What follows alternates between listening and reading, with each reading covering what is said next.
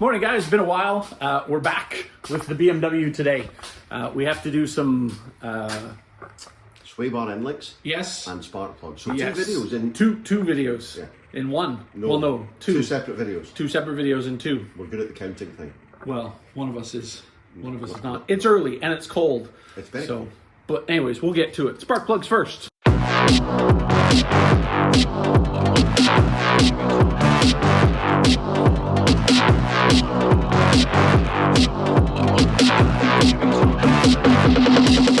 Tools you will need: a ratchet.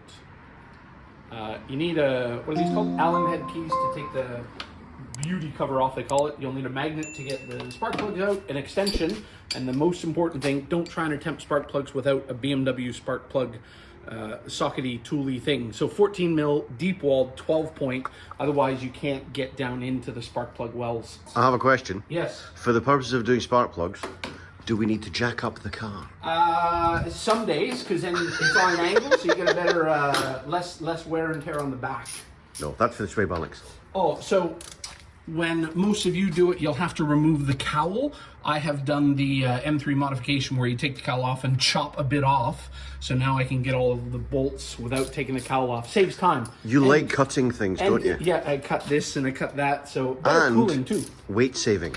And yes, we probably saved 1 kilo of plastic. So definitely.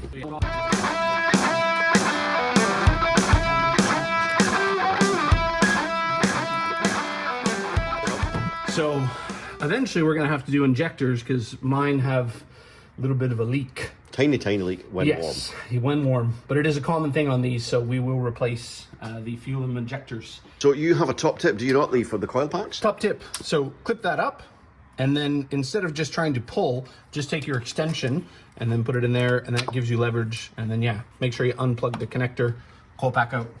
Spark plug removal. So specialty sockety thin-walled thingy. Now they shouldn't be too tight because I think the torque spec is like 30 foot-pounds or something, so they won't be too tight. And then again, you'll probably need a magnet once you get it most of the way out. Now the reason why we're doing spark plugs on this car is because when I bought it, it had an MHD stage 1 tune on it, which you can run on the OEM plugs. I've now done downpipes and a small intercooler upgrade, so we need to go, oh, it came up easy. We need to go one step colder. These are just the OEM 3-prong plugs, which you cannot gap. So we need to go to an NGK Iridium. I forget the number. Ooh, smell. Moist. Fuel. Yeah, so fuel in there indicates that those injectors might be leaking, but they don't look too bad otherwise. Just a bit smelly. So new plug, pre-gapped.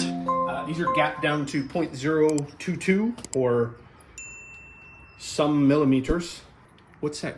Copper slip? Yeah, not recommended on these because the tolerance is pretty tight. Okay. And it acts as a torque multiplier, so you just pop them in there as is. Should go in and dry. I wasn't going to say that, but yes. Actually, torque spec, I think I saw it online, 17 foot-pounds. Just, you know, a quarter of a grunt is fine. Yeah, I don't use torque wrench for spark plugs. Would just go by feel, snug. So kind of, and then. More than enough. Oh, well, maybe not. There we go. ×6. Yes. And then reinstallation is very easy. Coil pack back on. Maybe. Am I stupid? There we go. I've never seen coil packs like that. Yeah. Done. Then do the rest. Yep. Done. Done. Hey! So it's not too hard. You need a couple different size extensions for the back ones, 5 and 6. And then, like I said, just take your time, you know, torque them to spec. 2 grunts, 3 grunts. Not hard. Always good to have a look inside the spark plug holes, make sure there's not like buildup of oil, but yeah, not that hard. We'll take it for a drive, see what it's like. Turn it up.